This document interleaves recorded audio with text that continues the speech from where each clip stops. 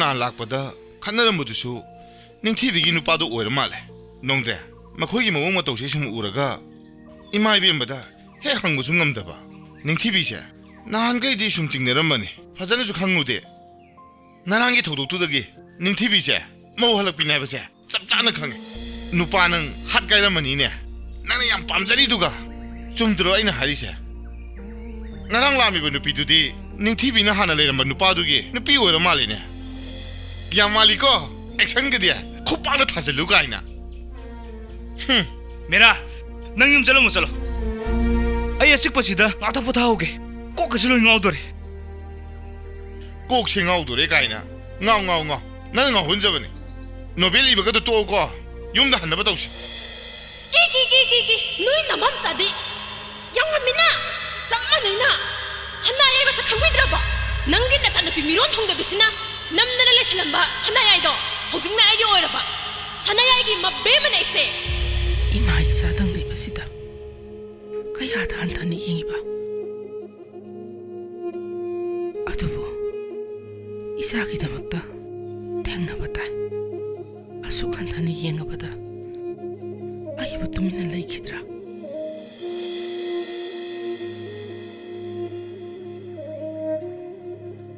इमा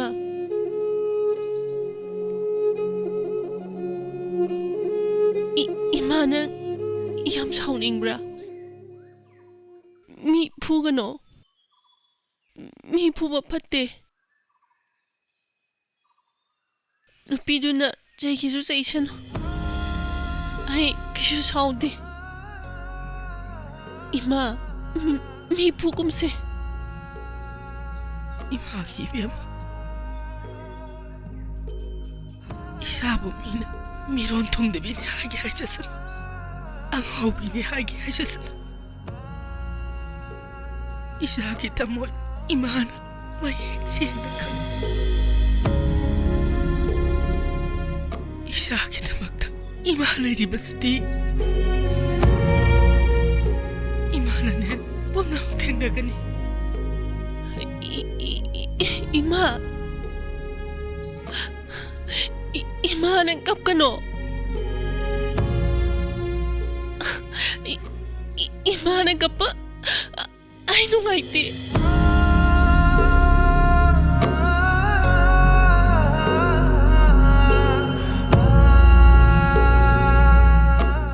Engonda training ba sano ay shaude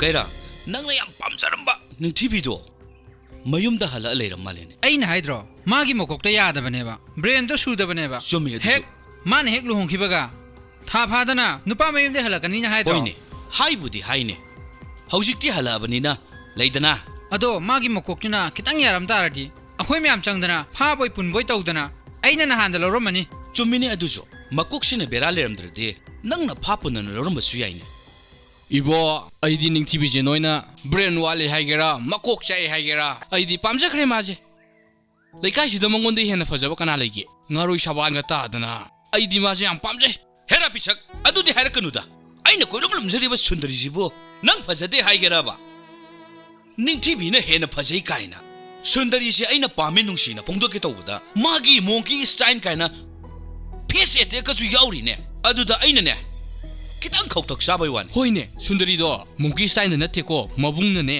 dangka style na tam horabani ko anobu chapter am ga tam horabani hoine aina na amuk thengna bajaju cat style snake style loi he horabani ne aduga thembung ningthibi na hale haibado ai wakhalam de lai ne lakani nang lakani ningthibi na masak se haijat kai phajare aduda wakan lakani banang hai haina ningthibi gi phibam mutri se otona phajakraba nga daga yenaruradi tin arara taba phibam muti ni ne nangsu hana nupi ma selaga leirurabani original pakhang nate ningthibi di nang loksan ba suyai kainu ne magi brain ya dabududi mama puknungi ne mana mayum paloridi thama katani masa masu yauraga sahi ani hum yum paluraga mayum da halak pasu nate dana nang haira seki tabak suri paisa nungsa jom thoi ningthibi bu nuai thamba yai kainu Sundari Moi mayamna wari sanaise ai ming yawba malida.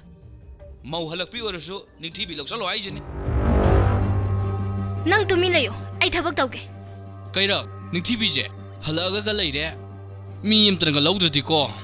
Aina sum try tawsalajira khangdreda. Apikna haijiango mayekni. Hera kaira nangna lawre hairagana ai lawro hairo. He tempo thina noiba. Nakhuna ngangna ni singdo akhuna taro na khambro. Kaidogi unga ina. Asimuk face attack tawsalaktana. Nakhoi bu nathau amta leitrabo ba. Miwa ngangna rido. Yam tande da noise. Kari ba noi ni huji haina ba do ba. Ningthibi se masa su poktri. Nupa mayum da tha phana su leiru su natri. Chahi ani hum leiru su natabanina. Pisana na loksalo su kai su kai de ba. Yes. Ai dum lawjage. Mamai se kya kalini ungne. Aduga kairak nangna. Makuk se sudabanina nangi lanthamoiduna loksange haibasi yade ba. Ai bu hai khirana. Ha. Ai bu hai khirana. Hi dudi. Ash Sundariya hai digi wapam je to je se. Moini na hairiba laikai sigi nupi mayam se. Ningthibi ne hene eli pajabasini moi aije. He adudi hai kanu. Sundari ne hene eli laikai sida masang otaw pajabe. Sini aina haijeri se. Hai. Sijo hai. Temboa. Ai sibu pikta pi ba ngang masaw na namitu do ubra. Noina ga sananing ba mawong ga sanaba yaba miyo na ubra ba. Yam ngangning de tembong. Kok yam sanara kanu ingonda. Sundari nang na wari je kanom sakreda. Nang bo apang basiba apang bo in ubusu nate. Sundari aise nang ya pachai sini moi myam da haina haije. He tembo. Ai si apang bo na ubra. Ai si saksa da miyo na khanbra. Nangi namisida ai sibu kari oina uge. Ha, parasu patra busu. Nakoi singse. Lekage ibung pasing ne. Nakoi na Ningthibi da yingi be miyeng singse kaino. Ha, kari wakasing no bono ne khalise. Ningthibi sibu nacha chero na ubangam de sibu. Nakoi ki namitubu kari no ba. Aina kana no su khangbu su nate. Masida ayawsaluraga kamdauba. Ningthibi bu Amuhana mohalak pinina lak na bayaroi. Ningthibi ki damakta matam chupada Sundari lay haibasi kawgon. Hoine. Nangna Ningthibi ki damakta chawna lepi haiba khange. Sundari nangna de am shawri dubu kai gino. Masak phajabu phajai haibani. Athiba bu thi haibani. Sidabu kyam kai geba. Aduga Ningthibi da mau halak pina haibada kari akai belege.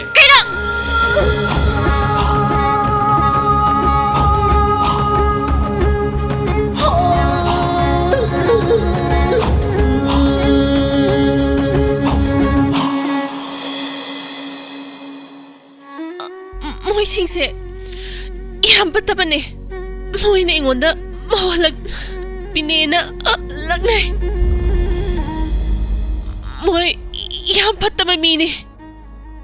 Moi basak singse ayeng ningde. Ningthibi lao chatlase.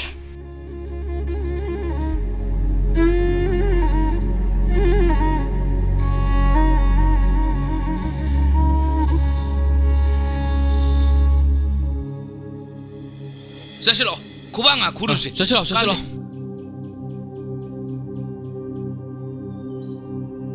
Moisingse pumnamak masak munna khangtokpa mathau tai.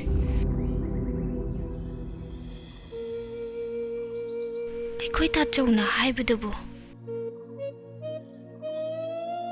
Kapona kha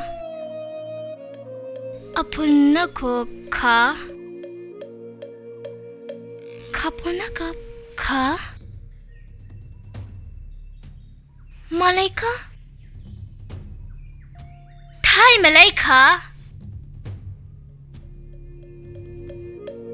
opononoika malaika Yare to nongam de nimita bo karati gi wakhan ngata ine betum bi de chalaga ne maruk ki seldom da thin to sho ai mol ma khada lupa chani thamam bane hoi ta cho tambi bana khara henjan khi basina malaika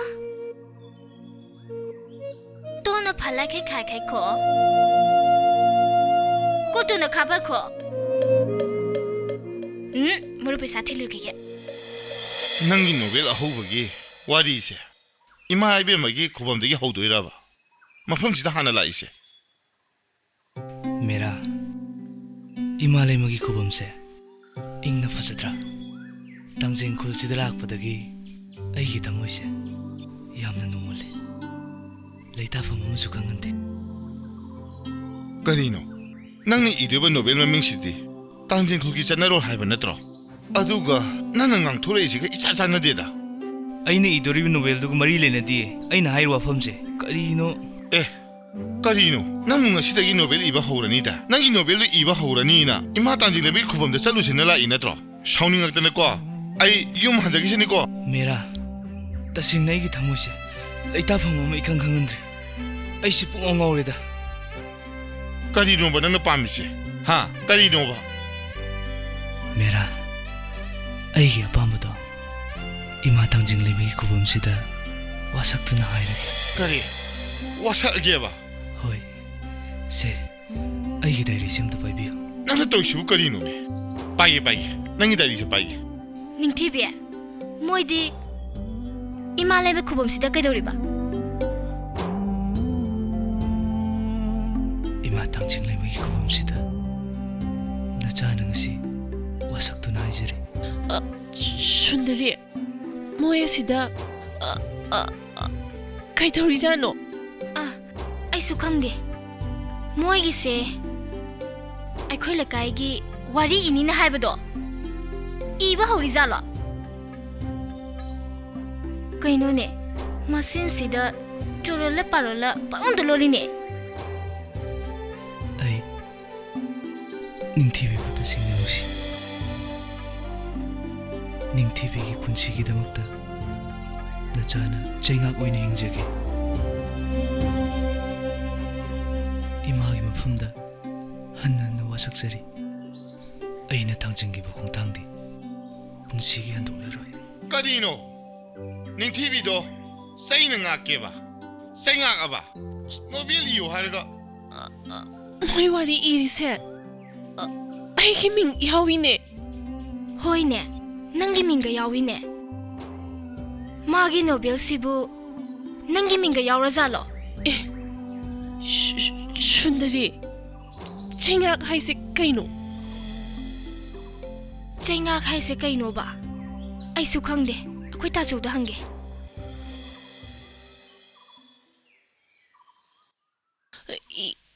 इमा आई canoe हंगे Imphal पाबुंगी मसानुपादो आई करी कौदोइनो नंगना हाइसिबु इबुंगो नोंदेंद्रा ममिंगजु खंगदे सोइदन होइगने माने tone बने मोइगिदी आर्किनी अदुना यामुंग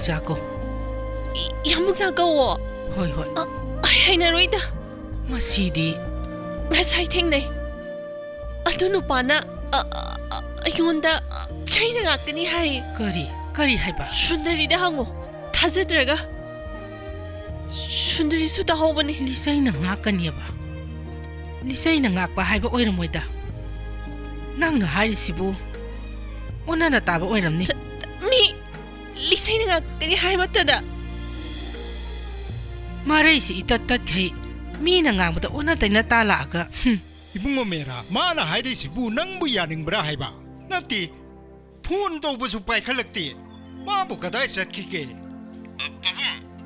ma hoje akhile pham du leite kari ma di kadai de sakraba ma gi phamam jaga ama leibane adu ja chakhibane o abu ma gi phone ju thamamba abu gi miss call laman badage aina pakha charakbane phone thamma ga asoi bu thoki haiba ibungo mera ipa kamaina sauroi do no yong not iski nobel competition da mana fastare kanana pawni babung adudi aduga fasta bagi prize lobdu aingonda chaloine adusu aikoi imhan se de yen thokadoriba na hangai di mamang thakta mana fasta ba matamda aibu hauraga aikoi ani mana mang tha duna chalammi bani aduga handak na ai chaloye sibu aina yaningadra haiba Nobel di kayam iba hore. Mi memdu da koina leibe roi ko noe. Nobel iba hawdrida. Ma di kay daw riba. Numi nini humni sura si bhawa. Mera, ay ma ka wari sanake. Ay ngonong to kol to lo ma. Hoi pabong, ay thamage. Thamo. Mana tawri se karino ba? Si pabunga ima ibe mana khango. Ma gi mo tawse. Samine ruba ise. Ludurida. Ningthibi, aigi punsi se nangi damak ta lepkani. Matam chupata nanakta dum leikani. Ichil sina nomadi nusi aigi ko. Yamungcha, ay nakta dum leiniye. Ay su nanakta leininge. Ningthibi, nangsu aigi nakta dum leininge ba. Haina dine na kutuga. Namu ngaro ba. Ningthibi na. Nap yam cha de bo. Mera, aidi wakalam tawrure. Wakhala ma tawba laidi. Nangna pabung da ke haruge. Pabung du yam sorok puni ko nonda. Lo, ibani wari sanu slo. Nangna tawri mo sa yam sawningi. Yum da sa slo. Wari jab jab sanasi. Amta ngai khumera. Aigi wakal se yam khoisaunari. Ningthibi hoida moina ngai ta laga ngamme matagum ngangbi se bi base.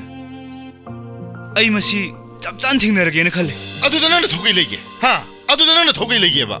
Yum da sa slo. Mera aigi thobudi ke sulerim da bya. Adubu ai su miyoi bane.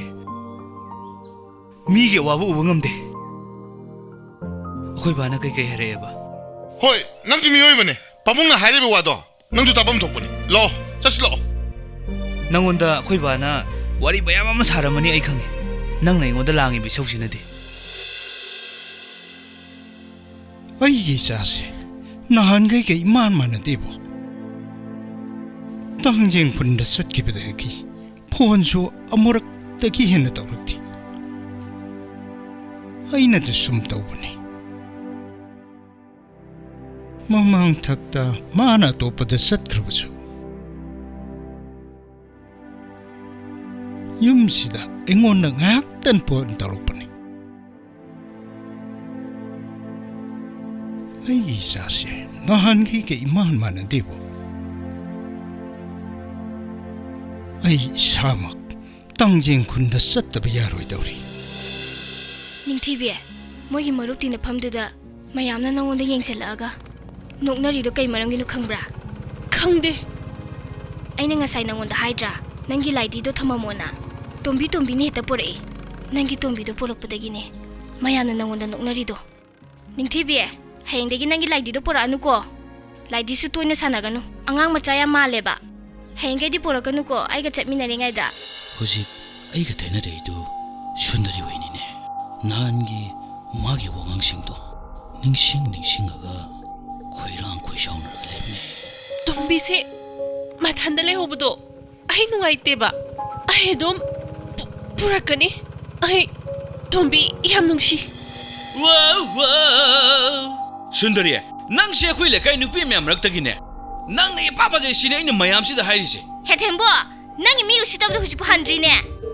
Is, ngai ko. Ai se mi usitaba handri ba. Tap thau.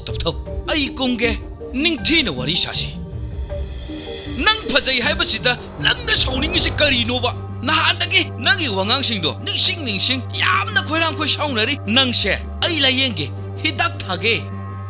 Ha, hidak thage ba. Thembong nang bu doctor ro. Mane, ai je mi warak pagi doctor ne. Nang namai thajala ura.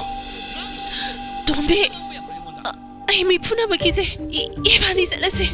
Thembo nang na ai ngonda kupak thage ba. Nang na hana la yeng jingai da. Ai na hana la yeng batare. Ai mashi da kupang la tharaba. Ai na pam sabana pi boira so. Nang na ai mai kupang Iki samda ko boy. Iki samda ko boy. Thembo nang ai ko hore. Ai ko nang ai ko hore. Nang na ai mai da kupang la tharaba na tro. Thembong nang gi se ingo da hore ba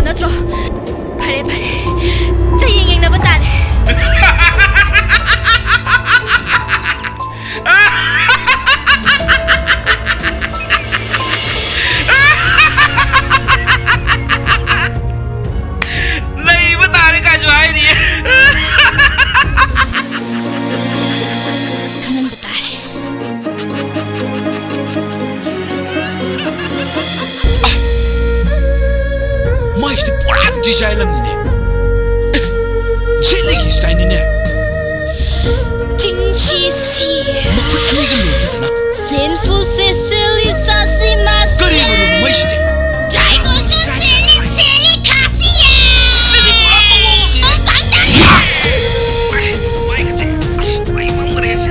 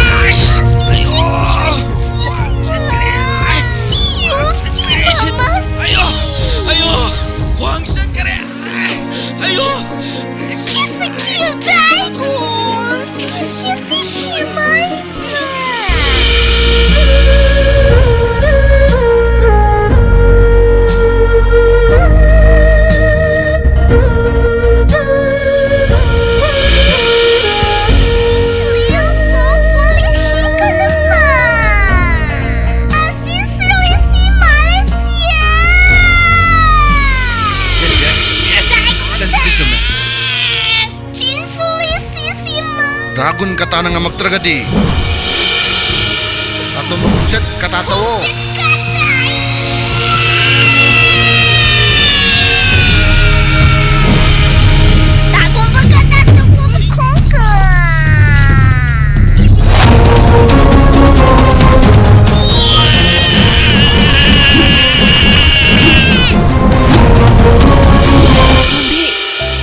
Ibani, mi pura bayong sih.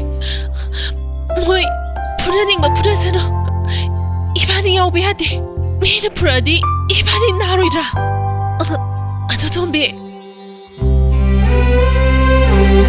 sunari do mera puramani sunari di tombe mera puramani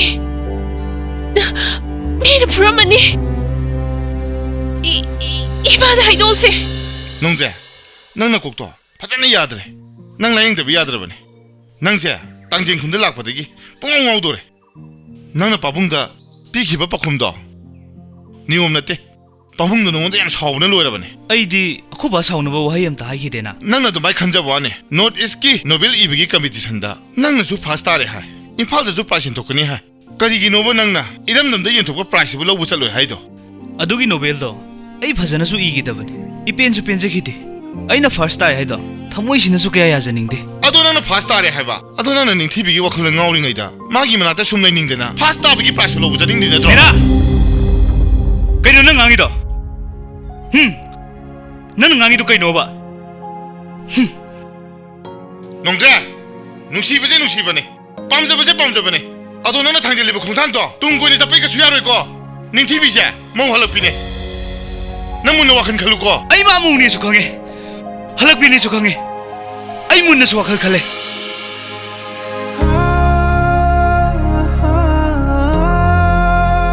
아이 닝티비 부누시 메라 아이 너무나 가슈 사우데 아이 마부다 생나 누시 마부 누시 하이바 메라 아생무기네 이나 하이리세 에와양 망인데 닝티비보 아이쇼 이찰마구나 누시에 아이기수 이슬리 나오이 탄다네 아이쇼 마부 뽀미나베 이찰마구나 누시 아두부 농데 낭나 탕질리보 공상도데 아야닝데 마더못네 아이나 낭기 나폼다기 따는 것수 메라 ngasi디 낭나 마 액생나 딱래 마룹 아마다 아생마 누시바 아두부 아이기 람헬라바 타무시나데 닝티비부 다생나 누시로레 농데 낭나 탕질리보 공상도 이마이베메나 강고 빠붕나 강고 까리노바 그네 떡도시 닝티비부 나나 누시자루부 카타네 마기 마폼다데 누시 빠미나 퐁도오부디나 데다나 탕또 오부 야리보 공상도 탕또 오부나 파거네 아이부 닝티비기 와칼 타도 오아이바